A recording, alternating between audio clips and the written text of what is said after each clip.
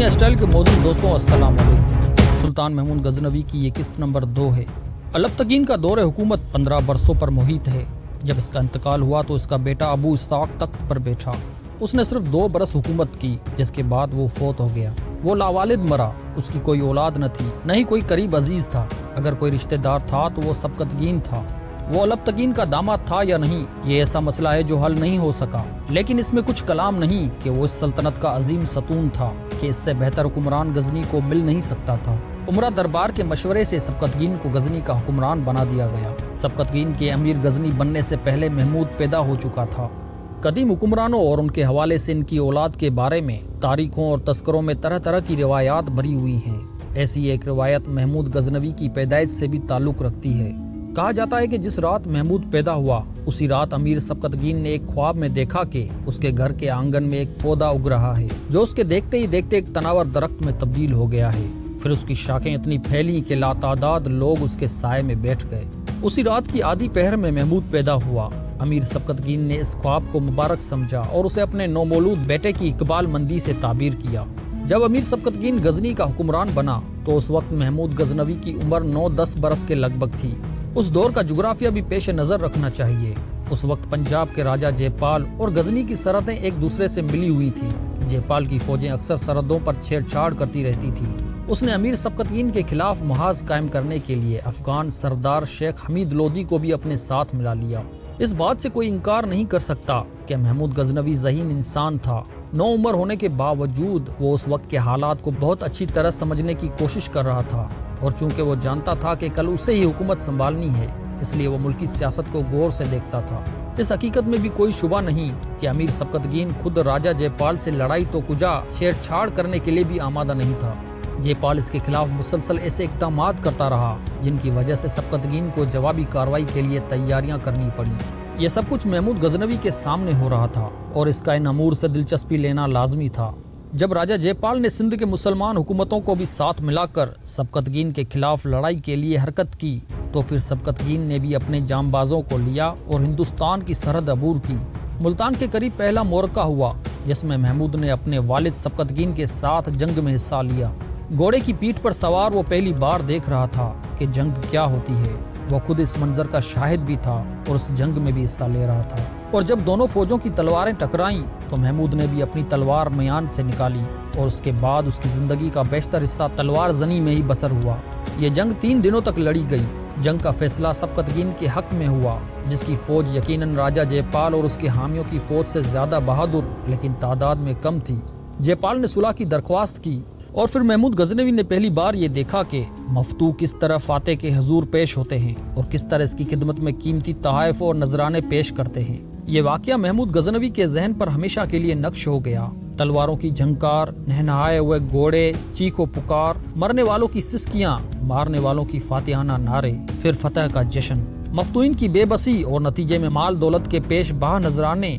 امیر سبکتگین نے صلح کی درخواست قبول کر لی۔ 10 لاکھ درم کی خطیر رقم اور 40 ہاتھی جنگ کا تاوان قرار پائے۔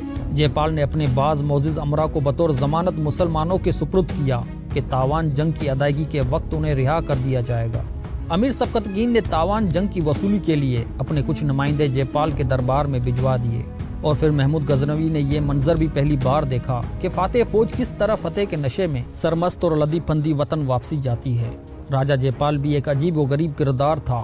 دھوکہ کرنا، اپنے وعدے سے پھر جانا، اپنی شکست کو تسلیم نہ کرنا، ڈٹائی و ہٹ درمی کا مظاہرہ کرنا، سازشیں کرنا، مسلمان دشمنی میں ہر اخلاقی حد کو پار کر لینا۔ جے پال ایسا ہی مثالی ہندو تھا۔ سبکتگین کے جاتے ہی اس کی نیت بدل گئی۔ اس نے دربار خاص کے انعقاد کا فرمان جاری کیا۔ اس خصوصی اجلاس میں اس نے پاس پڑوس کے حامیوں، جاگیرداروں، امراء اور راجوں کو بھی طلب کیا۔ اس کے علاوہ اپنی سلطنت کے اہم برہمنوں اور پروتوں کو بھی بلاوا دے بھیجا۔ ہندوستان کے بعض دوسرے حصوں کے نمائندے بھی موجود تھے۔ راجہ جے پال نے اس اجلاس سے خطاب کیا۔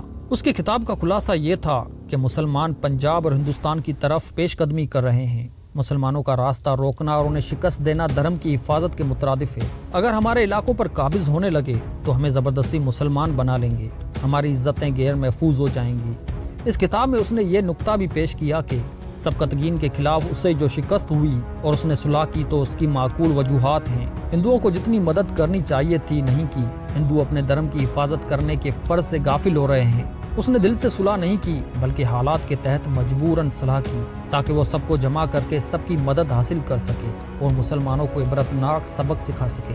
ہندوؤں کا فرض ہے کہ وہ مسلمانوں سے انتقام لے، امیر سبکتگین کو ایسی شکست دیں کہ ہندو دھرم کی برتری قائم ہو جائے اور مسلمان پھر کبھی ادھر کا رخ نہ کر سکیں۔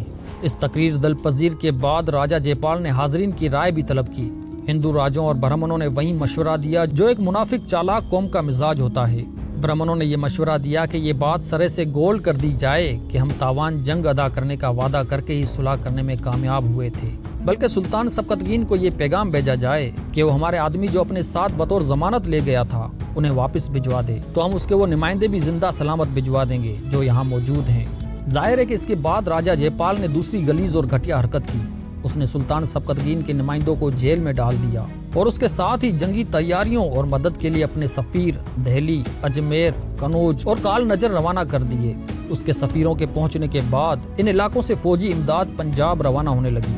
بتایا جاتا ہے کہ یہ ایک پہلا موقع تھا کہ 1 لاکھ سوار اور بے شمار پیادہ سپاہی افغانستان کی سرحد پر جمع کر دیے گئے، یعنی مسلمانوں کے خلاف اس سے پہلے ہندوستان کی طرف سے کبھی اتنا زبردست لشکر جمع نہ کیا جا سکا تھا۔ امیر سبکتگین کو جب راجہ جے پال کی بدعہدی کا علم ہوا تو اسے زیادہ مایوسی نہیں ہوئی۔ وہ راجہ جے پال کی نفسیات سے بخوبی واقف ہو چکا تھا۔ اس نے جوابی کارروائی کے لیے تیاریاں شروع کی اور جہاد کا اعلان کر دیا۔ غزنی کے در و دیوار جہاد کے اعلان اور نعروں سے گونج اٹھے۔ ہزاروں رضاکار اسلام کے لیے لڑنے مرنے کے لیے امیر سبکتگین کے جھنڈے تلے جمع ہونے لگے۔ محمود یہ سب کچھ دیکھ اور سمجھ رہا تھا۔ اس نے دیکھا کہ ہندوؤں نے کس طرح بدعہدی کی اور انہیں اپنی زبان اور وعدے کا بھی پاس نہیں رہا۔ اس اعتبار سے محمود نے ہندوستان پر جو حملے کیے ان کی وجوہات سمجھی جا سکتی ہے، اور پھر وہ واقعات بھی ایسے تھے کہ ہندو ذہنیت اور محمود غزنوی کے رد عمل کو کبھی نظر انداز نہیں کیا جا سکتا تھا۔ امیر سبکتگین کو چونکہ علم تھا کہ راجہ جے پال نے اس بار بہت تیاری کی ہے اور مقابلہ سخت ہونے کی امید ہے، اس لیے اس نے بھی وسیع پیمانے پر تیاریاں کی تھی۔ امیر سبکتگین بھی پہلے کے مقابلے میں ایک بڑا لشکر لے کر مقابلے کے لیے روانہ ہوا۔ غزنی سے روانہ ہونے کے بعد اس نے سب سے پہلے افغانستان کے مشہور شہر ملگان پر حملہ کیا اور اسے فتح کر کے اس پر قبضہ کر لیا۔ اس کے بعد وہ پنجاب کی طرف بڑھا اور دریائے اٹک تک پہنچ گیا۔ جے پال کا لشکر دریائے اٹک کے اس پار موجود تھا۔ امیر سبکتگین کی آمد کی فوری بعد اس نے اپنا لشکر دریا سے پار کرایا اور دریا کے سامنے خیمے ڈال دیے۔ محمود اب تجربے کا سپاہی بن چکا تھا، اگرچہ وہ ابھی ایسی عمر میں تھا جو کھانے کھیلنے کی ہوتی ہے، لیکن وہ تلوار کا دہنی بن چکا تھا اور اپنے سے زیادہ بڑے اور تجربے کاروں کو متاثر کرنے میں کامیاب ہو چکا تھا۔ امیر سبکتگین اگرچہ اس بار بڑے لشکر کے ساتھ میدان جنگ میں پہنچا تھا، اس کے باوجود اس کی لشکر تعداد جے پال کے مقابلے میں بہت کم تھی۔ ضروری تھا کہ اپنے لشکر کی کمی کو ظاہر نہ ہونے دیا جائے، اس لیے امیر سبکتگین نے اپنی فوج کو 500 جانبازوں کی دستوں میں تقسیم کر کے مقابلے کے لیے بھیجا۔ اس کے 2 جنگی فوائد حاصل ہوئے۔ ایک تو یہ دشمنوں پر اس کی لشکر کی قلت کا پول نہ کھلا، اور دوسرے ہر بار اس کے تازہ دم دستے دشمنوں سے مقابلہ کر کے دشمنوں پر اپنی برتری ثابت کر رہے تھے۔ اپنی جنگی فراست اور چال سے امیر سبکتگین نے جب دیکھا کہ جے پال کا لشکر خاصا تھک گیا ہے تو اس نے اپنے لشکر کو عام حملہ کرنے کا حکم دیا۔ تازہ دم جانباز جب راجہ جے پال کی تھکی ہاری فوج پر ٹوٹے تو دیکھتے ہی دیکھتے جے پال کی فوج کے قدم اکھڑ گئے اور پھر ایسی بدلی اور بزدلی پھیلی کہ فوج میدان جنگ سے بھاگ نکلی۔ خود راجہ جے پال بڑی مشکل سے جان بچا کر پنجاب اپنے دارالحکومت پہنچ سکا۔ امیر سبکتگین نے ملگان، پشاور اور شیر نیلاب کے علاقے سلطنت غزنی میں شامل کر لیے۔ پنجاب پہنچتے ہی راجہ جے پال نے پھر صلح کے لیے قاصد روانہ کیے۔ بتایا جاتا ہے کہ امیر سبکتگین کو صلح کرنے میں تامل تھا اور وہ ہچکچاہٹ کا مظاہرہ کر رہا تھا، لیکن محمود غزنوی نے اپنے والد کو مشورہ دیا کہ مزید تاوان جنگ لے کر صلح کر لی جائے۔ بتایا جاتا ہے کہ محمود نے بڑے اعتماد سے کہا تھا، اگر یہ پھر بدعہدی کرے گا تو ہم اسے پھر بڑی آسانی سے شکست دے کر اس کی ذلتوں میں اضافہ کر سکتے ہیں۔ یوں راجہ جے پال کے ساتھ پھر صلح کر لی گئی۔ اس بار اس نے تاوان ادا کرنے میں لے تو لال سے کام نہیں لیا، کیونکہ وہ سمجھتا تھا کہ اس بار اس نے ایسی حرکت کی تو امیر سبکتگین اسے سنبھلنے کا موقع نہیں دے گا۔ پھر اس کے لیے یہ بھی ممکن نہیں تھا کہ فوری طور پر ایک نئی اور بڑی فوج اس شکست کے بعد جمع کر سکے۔ اس کے بعد امیر سبکتگین نے فائق کی بغاوت کو دبایا اور سامانی تاجدار نو بن منصور کی مدد کی۔ تاریخ کی کتابوں میں بتایا جاتا ہے کہ اس معرکے میں ایک بار محمود کو پسپائی اختیار کرنا پڑی، لیکن اس نے جلد ہی اپنی فوج پر قابو پا لیا اور اسے ترتیب دے کر اپنے والد کی اس طرح مدد کی کہ فائق کے خلاف اس میدان میں انہیں فتح حاصل ہوئی۔